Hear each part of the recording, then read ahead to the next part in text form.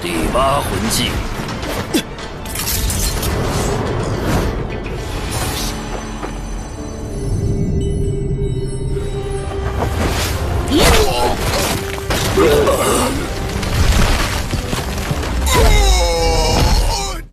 Woi yo, balik lagi sama Abang Frank si Ketua Sekte dalam pembahasan alur cerita nostalgia dong gua Solen Season 1 alias Dewa Tangsan ya guys ya. Buat teman-teman yang belum nyimak pembahasan episode sebelumnya, langsung aja cek daftar playlist atau klik link yang ada di kolom deskripsi ya guys ya. Dan buat teman-teman juga yang gak mau ngikutin alias udah gak mau nostalgia alur ceritanya, bisa skip sampai di sini. Tapi yang masih pengen nonton bisa nonton sampai habis ya guys ya. Oke lah, gak usah lama-lama lagi di alur video, langsung aja cari posisi rebahan yang paling nyaman. Inilah waktunya kita baku hantam.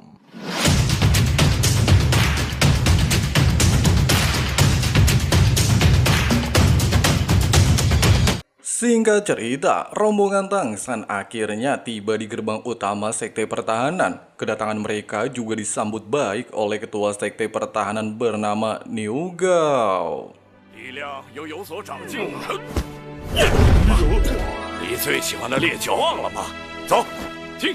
Melihat Titan dan Tai Long sangat menghormati pria berpakaian biru membuat Niu Gao terlihat heran. Pada awalnya, Titan mengatakan jika kedua orang ini adalah teman dari cucunya. Tapi siapa sangka Tangsan dengan percaya diri mengatakan jika dia adalah putra Tang Hao. Hal itu jelas saja membuat Niu Gao kesal bukan main. Sekte Houtian sudah membuat mereka menderita sampai saat ini. Tapi kenapa Titan justru membawa putra Tang Hao menghadiri pertemuan 4 sekte atribut tunggal? Titan mencoba menjelaskan. Semua permasalahan ini tidak ada hubungannya dengan Tangsan. Tang Hao juga hanya mencoba melindungi keluarganya. Tapi Niu Gao terlihat tidak ingin mendengar penjelasan tersebut dan mengusir mereka dari sektenya. Tangsan kemudian mewakili ayahnya dan sekte Houtian untuk meminta maaf kepada 4 klan atribut tunggal. Meski ucapan tersebut tidak bisa menghapus dendam Niu Gao kepada sekte Houtian, tapi Tangsan bersedia memenuhi syarat apapun yang diberikan Niu Gao. Niu Gao terlihat tidak peduli dengan tawaran Tangsan. Hanya seorang bocah ingusan, apa yang bisa dia lakukan untuk menebus kesalahan sekte Houtian? Dia juga bersikeras mengusir Tangsan pergi dari sekte pertahanan, bahkan mengeluarkan auranya untuk menekan Tangsan.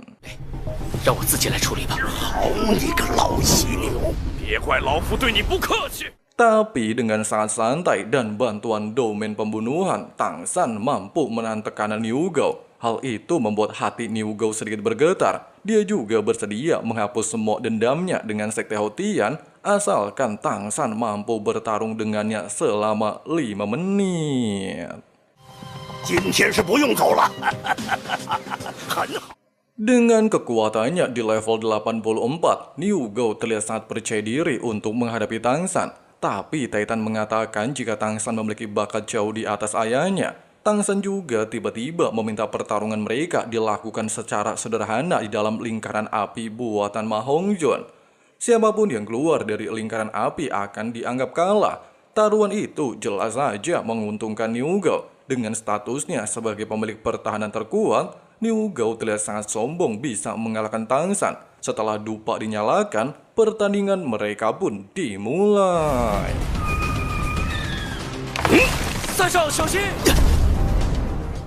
Serangan demi serangan saling mereka lancarkan, bahkan Niu Gao dikejutkan dengan teknik Tangsan hingga membuatnya mengeluarkan auranya untuk menekan Tangsan. Untungnya, ketika nyaris keluar dari lingkaran pembatas, Tangsan menggunakan bantuan domain biru perak untuk menjaga posisinya. Dia juga menggunakan teknik palu acak untuk menyerang Niu Gao. Dimulai dari teknik pengalihan, sehingga dia bisa mengumpulkan kekuatan dalam satu ayunan. Menyadari serangan Tangsan bisa membahayakan dirinya, Niu Gao terpaksa menggunakan wujud roh pelindung untuk menyelamatkan kondisinya.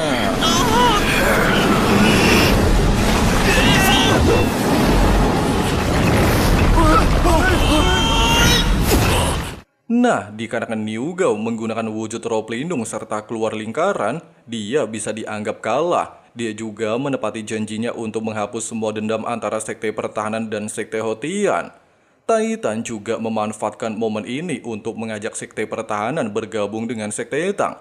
Tapi Niu Gao sedikit ragu dengan hal itu. Dia tidak ingin nasib sektenya seperti di masa lalu yang dikhianati oleh Sekte Hotian. Titan kemudian menjelaskan alasannya mau bergabung dengan Sekte Hotian. Selain dia sangat kagum dengan Tangsan, berkat bantuannya juga, cucunya alias Tai Long menjadi salah satu anggota yang memenangkan turnamen Elite Master Roh, sehingga bisa membawa nama baik Sekte Kekuatan kembali muncul di benua Doulo. Tapi ketika Niu Gao sedang memikirkan tawaran tersebut, Huyan Zhen, ketua dari Perisai Gajah, tiba-tiba mendatangi mereka.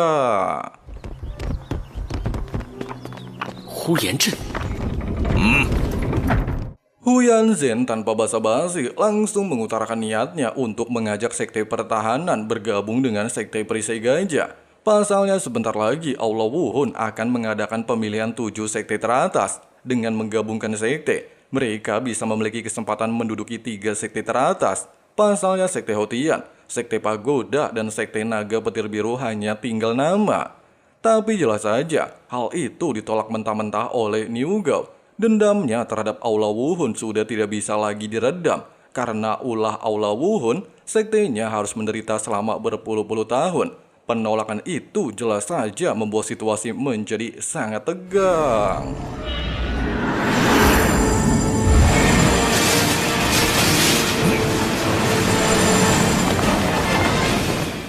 Merasa kalah jumlah dan adanya Titan di pihak Niu Gao, Huyan Zhen harus menerima kenyataan jika dirinya tidak mendapatkan dukungan dari Sekte Pertahanan. Tangsan kemudian menjelaskan niat sebenarnya dari Aula Wuhun, di mana mereka saat ini sedang mengumpulkan kekuatan untuk melawan 2 kerajaan, Tiando dan Xinglo. Melihat kebencian Tangsan terhadap istana Wuhun, Niu Gao mulai bertanya apa keunggulan Sekte Tang. Tanpa basa-basi, Tangsan menunjukkan panah Zuge miliknya. Pada awalnya Niu Gao terlihat bingung apa hebatnya senjata tersebut. Bahkan dia meminta Tangsan untuk menggunakan senjata ini dan menembus tembok Sekte Pertahanan.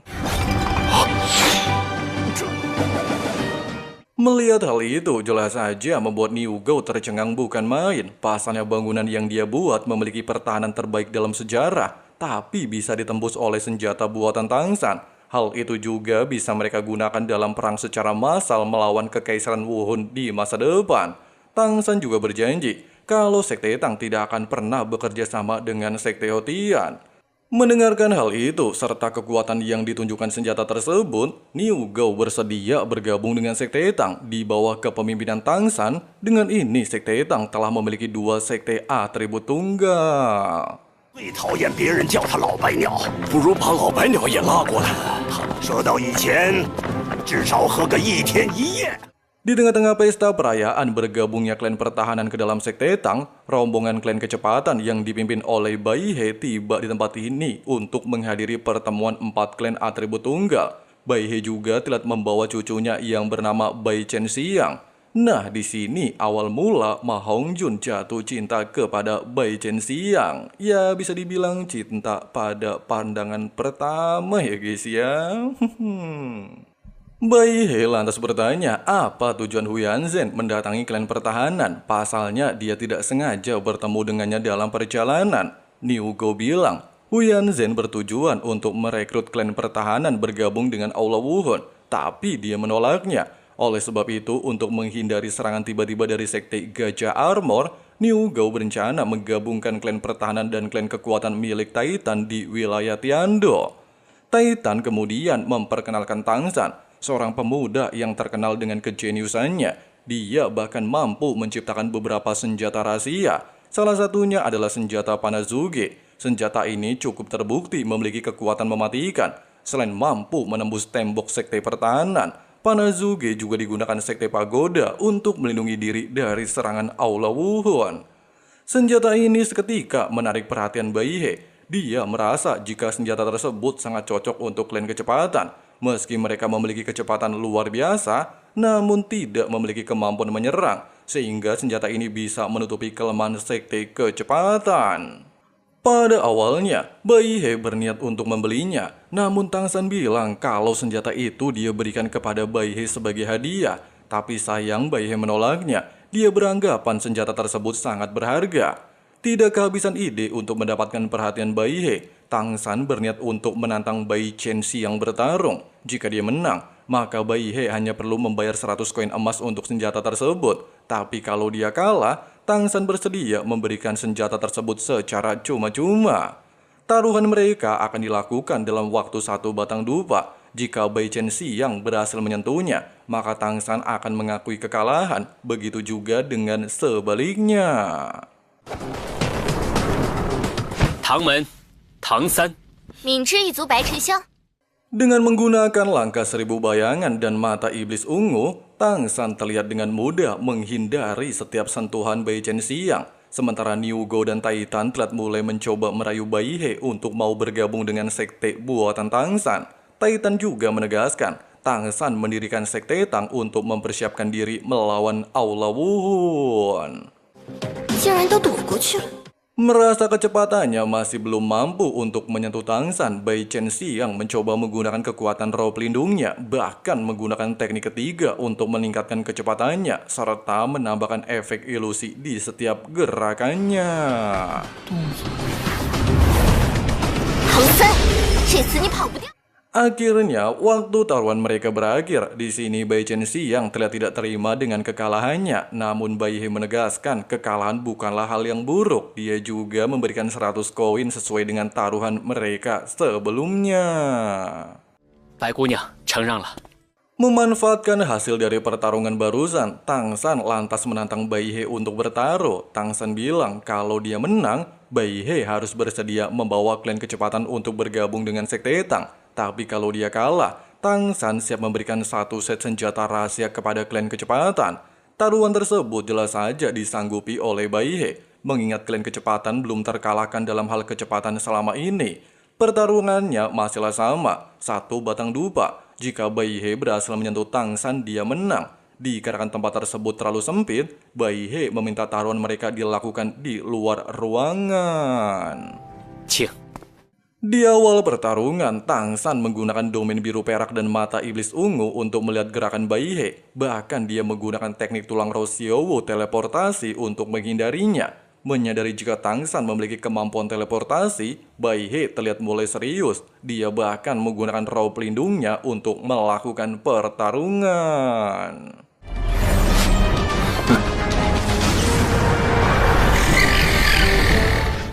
Sayangnya, hal tersebut masih belum mampu untuk menyentuh Tang San. Sampai akhirnya Bai He menggunakan teknik ketujuh bentuk roh pelindung. Kemampuan ketujuh biasanya membuat seorang master roh berubah besar seperti bentuk rohnya. Namun klan kecepatan berbeda. Dia justru tidak merubah penampilan penggunanya, hanya meningkatkan kecepatan sebanyak 100%. Bahkan karena kemampuannya ini terbilang sangat cepat, Bai He meminta Tang San untuk menggunakan senjata rahasianya demi membantu menghindari teknik ketujuhnya.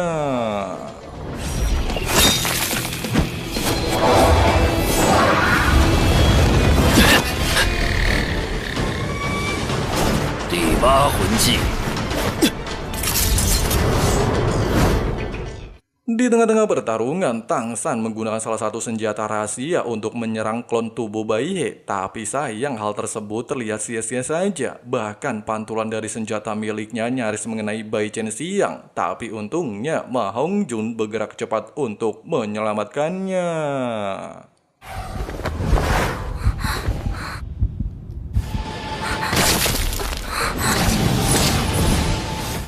Kejadian barusan sempat membuat Bai He kesal, bahkan dia menggunakan teknik roh ke-8 untuk mengalihkan Tang San dan mengepungnya dari segala arah. Di momen ini, tiba-tiba jiwa Xiaowu yang tinggal di dalam cincin roh dan tulang roh Tang San bereaksi, bahkan membantunya menyelesaikan taruhan tersebut.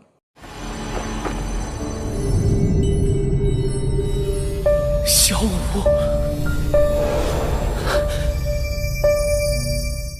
Meskipun Tang San berhasil menghindari sentuhan Bai He, namun dikarenakan dia menggunakan kemampuan tubuh abadi yang kebal terhadap segala serangan, Tang San mengakui kekalahan. Pasalnya hal itu bukan lagi kemampuan pribadinya, melainkan kemampuan milik jiwa Xiaowu. Tapi siapa sangka, Bai He menegaskan dirinya lah yang kalah. Pasalnya dia menggunakan kemampuan ke-8 untuk melawan Tang San. Jika taruhan dilanjutkan, dia pasti yang akan kalah. Tidak ingin kedua orang ini saling merendahkan diri, Titan dan Niu Gao langsung membawa Bai He untuk berbicara. Dia juga menjelaskan identitas Tang San merupakan anak dari Tang Hao. Mengetahui hal itu serta melihat sendiri kemampuan Tang San, Bai He pada awalnya sangat setuju bergabung dengan Sekte Tang. Namun dikarenakan dia memiliki hubungan sangat baik dengan klan penghancur, Bai He tidak bisa memutuskannya seorang diri. Jika klan penghancur mau bergabung dengan Sekte Tang, maka klan kecepatan juga pasti bersedia bergabung. Tapi dia juga tidak yakin ketua klan penghancur alias Yang Wudi mau bergabung dengan Sekte Tang. Terlebih lagi orang itu memiliki dendam sangat dalam kepada Sekte Haotian termasuk ayah Tang San. Pagi harinya, Bai He menghampiri Tang San yang sedang melakukan kultivasi. Di sini juga terungkap sebuah fakta baru ya guys ya. Ternyata istri dari bapaknya Tang Hao alias kakek Tang San adalah kakaknya Bai He. Bukan Tang Chen ya guys ya, tapi kakeknya Tang San bapaknya Tang Hao. Sehingga setara garis keturunan keluarga mereka. Tang San yang ini masihlah cucu dari Bai He. 爷爷，当年的事， Di sini Bai He menjelaskan kepada Tang San, klan penghancur adalah klan terkuat dari 4 klan atribut tunggal. Untuk bisa mendapatkan hati Yang Wudi, Bai He menyarankan menggunakan tanaman obat. Pasalnya Yang Wudi sendiri adalah orang yang sangat tertarik dengan segala jenis ramuan. Oleh sebab itu, Bai He memberikan Tang San tanaman ginseng kristal 10.000 tahun, sehingga Tang San bisa gunakan untuk mendapatkan hati Yang Wudi. Pada awalnya, Tang San sempat menolaknya, tapi Bai He tiba-tiba pergi. Dia sangat yakin masa depan klan kecepatan pasti berjalan baik di bawah pimpinan Tang San nantinya. Ya garis besarnya, Bai He ini sangat berharap kalau Tang San bisa membujuk Yang Wudi dengan tanaman ginseng miliknya. Di saat Tang San sedang memikirkan hal itu, Xiaowu tiba-tiba saja memakannya, yang ternyata tanaman ginseng ini adalah salah satu syarat untuk membangkitkan tubuh manusianya. 可以承受这水晶血龙参的药效吗？小魔，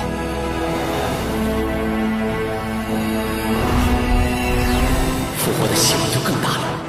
Singkat cerita, Tang San mendatangi aula utama untuk bertemu dengan Yang Wudi. Kedatangan Tang San ini jelas saja membuat Yang Wudi sedikit heran. Kenapa ada orang asing mengikuti pertemuan 4 klan atribut tunggal? Niu Gao bilang Tang San bukan orang asing melainkan teman dari Titan. Dikarenakan tanaman ginseng pemberian dari Bai He sudah ditelan oleh Xiaowu, mau nggak mau Tang San harus menggunakan kekuatan untuk menghadapi hati Yang Wudi. Yang Wudi kemudian membuka rapat. Dia mengatakan ingin menyatukan 4 klan atribut tunggal menjadi satu sekte. Pasalnya dia juga sudah mendengar kabar kalau Aula Wuhun mulai mengumpulkan kekuatan. Jika niatannya ini berjalan lancar dan 4 klan atribut tunggal bersatu, setidaknya mereka memiliki kekuatan untuk melawan Aula Wuhun. Dia juga bertujuan untuk membangun markas di wilayah Kerajaan Xinglo.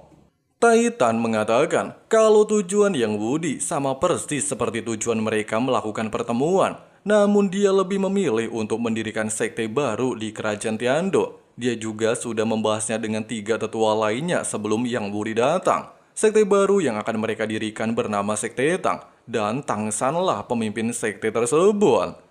Hal itu jelas saja dianggap lelucon oleh Yang Wudi. Dia bilang anak ingusan bagaimana bisa jadi pemimpin sekte. Titan menegaskan Tang San bukan pemuda biasa. Dia juga merupakan putra dari Tang Hao. Mendengarkan hal itu jelas saja membuat Yang Wudi murka. Bahkan dia ingin segera pergi dari tempat ini.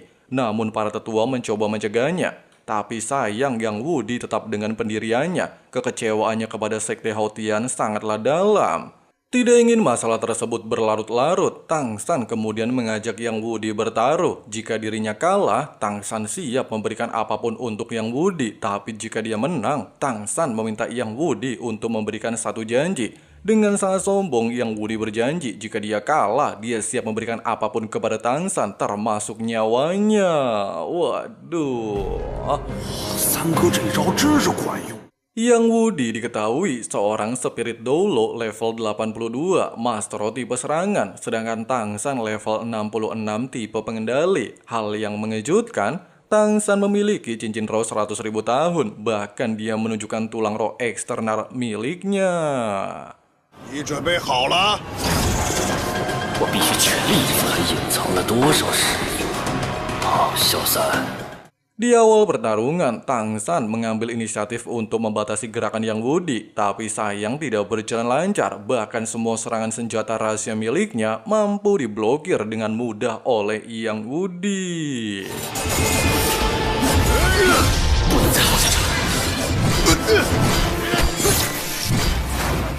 Tidak memiliki cara lain, bahkan teknik kelimanya berhasil dipatahkan. Tang San hanya bisa bertaruh untuk mengalahkan Yang Wudi dengan roh palu hautiannya.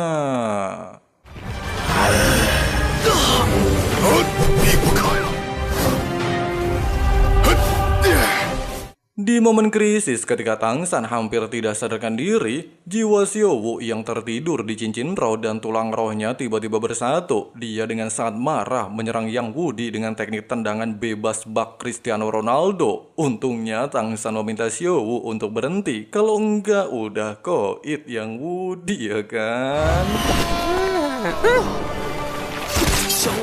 Dengan menggunakan kemampuan tulang roh kaki kanan, Tang San mampu dengan mudah menyembuhkan luka di dadanya. Hal itu membuat Xiao Wu menjadi tenang dan kembali ke dalam tulang rohnya.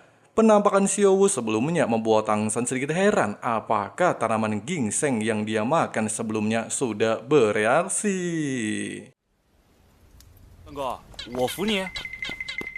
Malam harinya, Yang Wudi sadarkan diri. Dia terlihat sangat khawatir dengan keselamatan Tang San. Tapi para tetua bilang kalau Tang San baik-baik saja, luka di tubuhnya juga sudah sembuh total. Oleh sebab itu, para tetua meminta Yang Wudi untuk segera beristirahat. Besok pagi Tang San akan menemuinya.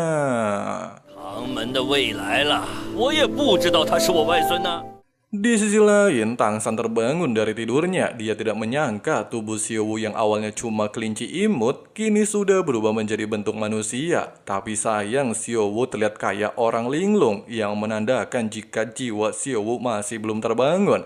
Pasalnya dari ketiga syarat yang harus dipenuhi, Tang San masih kekurangan satu syarat lagi. Xiao Wu, 你抱疼你了吧？ Bon ini bakalan ada alur cerita nostalgia lainnya ya guys ya, seperti Swell Star dan BTTH dari season 1. Jadi yang gak mau ketinggalan langsung aja subrek dan nyalain notifikasinya ya guys ya. Makasih banyak buat teman-teman yang udah nonton sampai habis. Di sini Abang Frank si ketua sekte undur diri dulu. See you and bye bye. I ain't going back, I'm not falling. I'll push all my chips and call all in. I'll bet on myself, you keep stalling. I hear destiny and it's calling. I'll keep my head up high through the downs and lows. And we're all going live, still nobody knows. But I'ma choose what's right and take what comes and goes. And ain't no one in life holding me back no more. I've seen a lot of change, been through a lot of pain. Some things are not the same as they were a year ago, but all will be okay. I move on each and every day. The past is where it stays, way back a year ago.